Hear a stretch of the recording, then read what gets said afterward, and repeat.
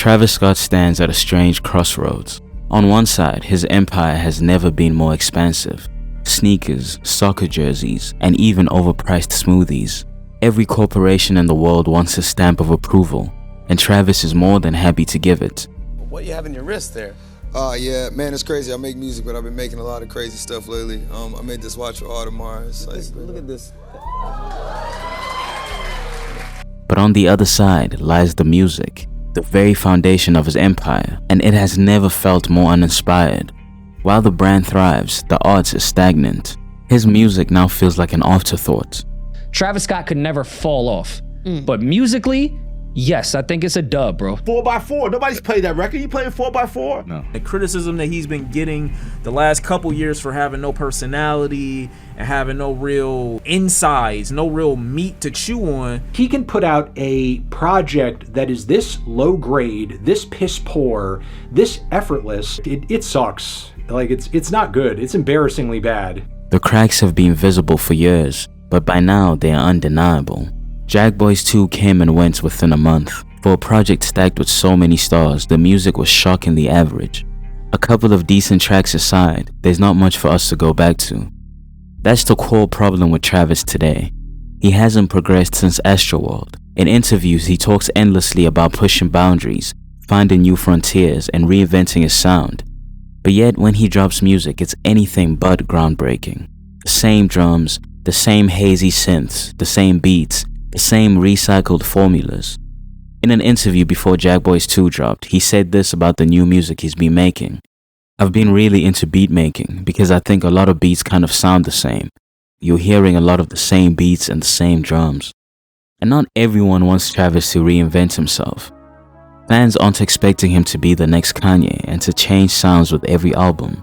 If he wanted to keep making the same records, people would accept that, if they were good. That's the issue. They aren't.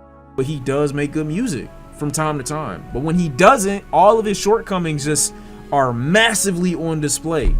Him being featured was once an event, but now if we're being honest, he's been on dozens of records in the last 2 years, and most are so forgettable that fans have started calling him a government-mandated feature. Travis has built a career on making mediocrity look monumental. Since 2020, the formula has been simple. Mix the mid-music with grand presentation. If you look at the way he releases his singles, they don't exist as music first, they exist as campaigns. Franchise wasn't just a song, it arrived hand in hand with the McDonald's deal and merch rollouts. The Scots with Kid Cudi dropped alongside the massive Fortnite astronomical event in 2020, where the game itself became the stage. Most recently, 4x4 premiered during his WWE partnership, before becoming the official theme song of WWE Raw. The song isn't terrible, but it isn't particularly good either. If the music feels hollow, Travis knows how to disguise it by drowning it in spectacle. And nowhere was this clearer than his long-awaited Coachella headline set. On paper, it was the dream he always wanted to achieve, but in reality, it exposed the gap between the spectacle and the art. The branding was immaculate. They built a Cactus Jack village which looked amazing, but when it came to the actual performance, the part that matters, it was a disaster. He had a brass band on stage with him that sounded horrible. Travis Scott had a very interesting performance at Coachella.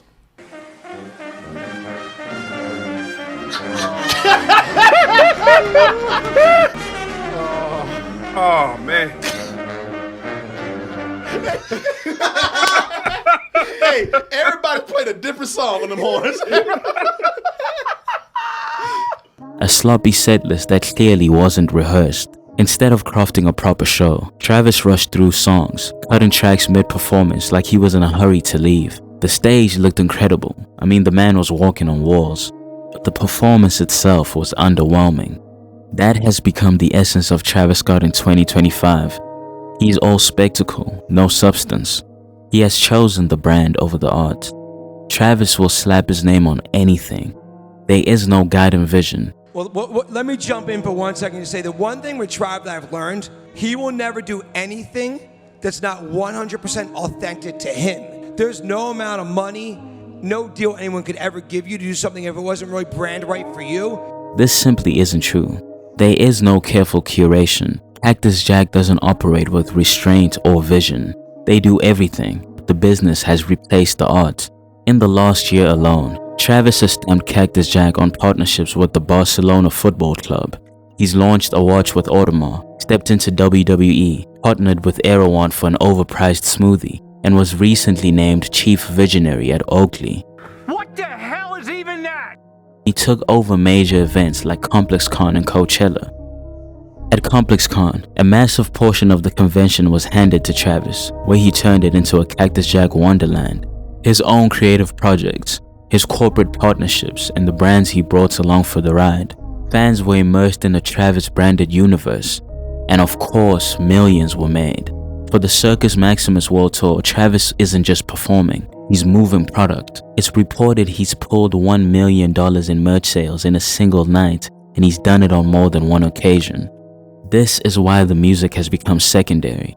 When you're making 8 figures from a clothing collab with Fanatics in a few days, or making millions in the first week from the Jackboy vinyls and box sets, it's easy to see where and why the focus has shifted. There's not a better person in the world to make product than Travis Scott. He makes the best products in the world, and we're honored to be working with him at Mitchell Ness and Fanatics. And it was one of the most successful launches ever. We had an 8-figure launch over a few days with only half the colleges. What's even more disappointing is how Travis treats the fans who purchase his products. They use cheap blanks and sell them at ridiculous luxury prices.